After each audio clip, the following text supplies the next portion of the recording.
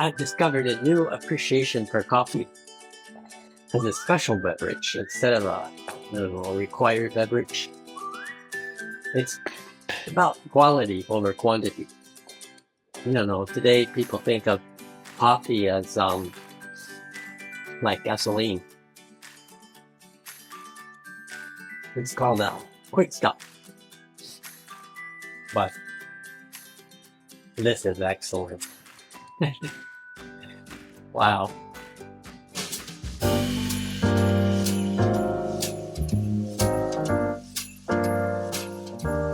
Is it worth your time to prepare a proper cup of coffee?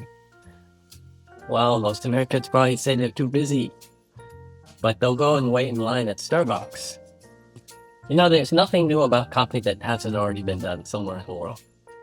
But yet, the way coffee's been commercialized and packaged for consumption is relatively new in our historical perspective here. But yet, the old cafes of the world still hold true to the old traditional ways.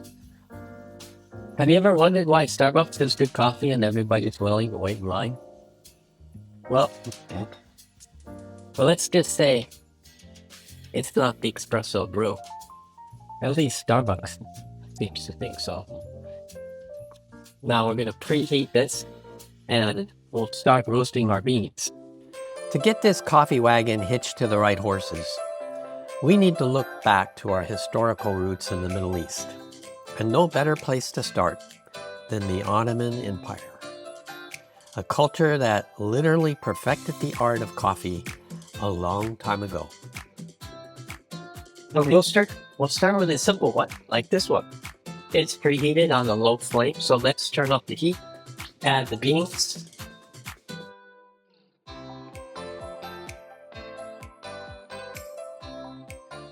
Tap your favorite Spotify playlist and make those beans dance.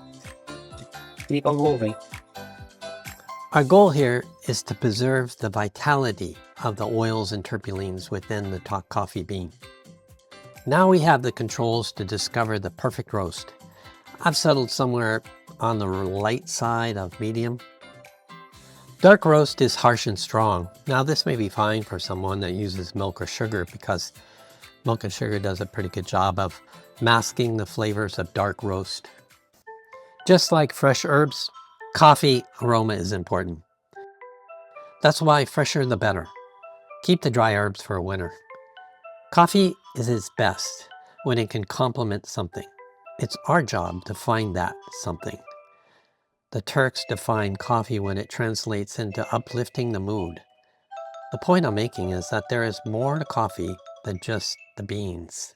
Do you think Starbucks had that all figured out at the beginning of their conception?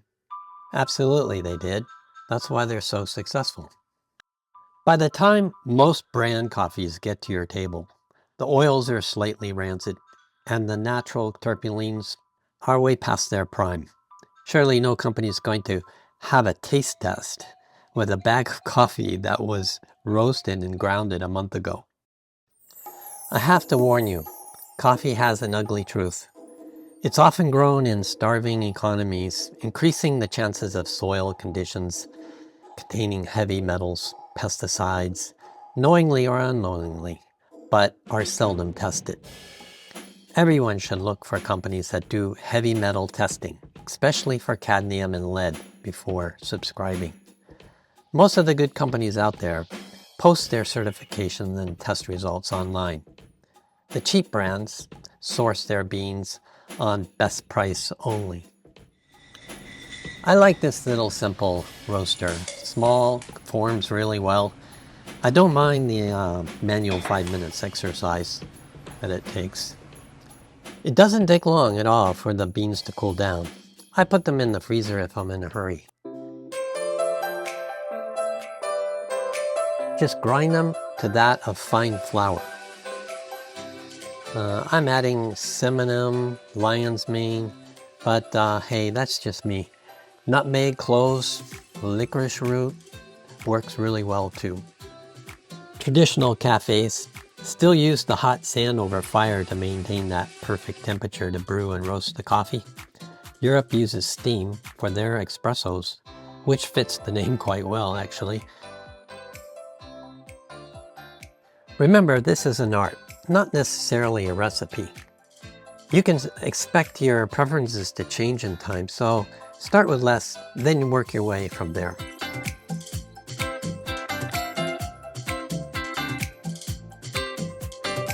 If you like milk, try using less water and a stronger brew. Be sure to set the flame to a low brew.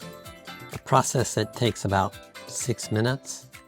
This copper pot works great for 2 cups. Now this is important because the moment it starts to boil the coffee foam out, kill the heat. If you use more than a teaspoon of milk, it's probably better to use a frost heater like this $20 handy tool. You can heat your milk and frost it too, and add your sugar.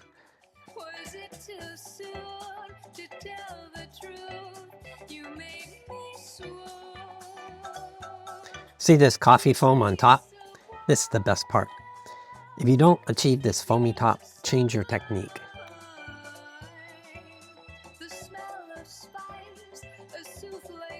You can sweeten, heat, and frost the milk without affecting your brew.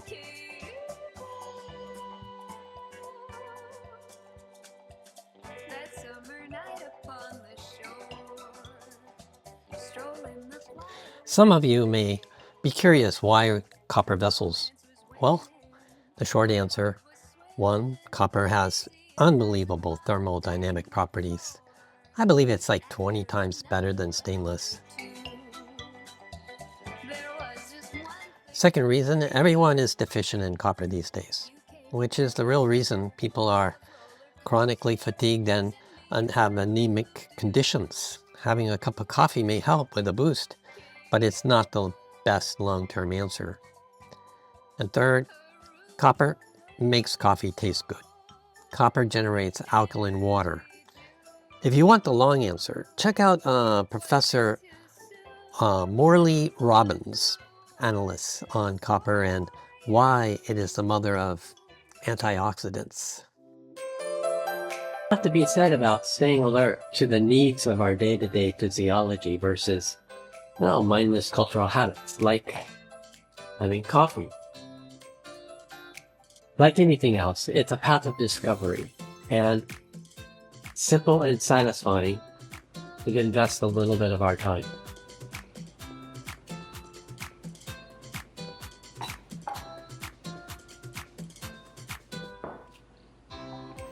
There you go. Cheers to Christmas.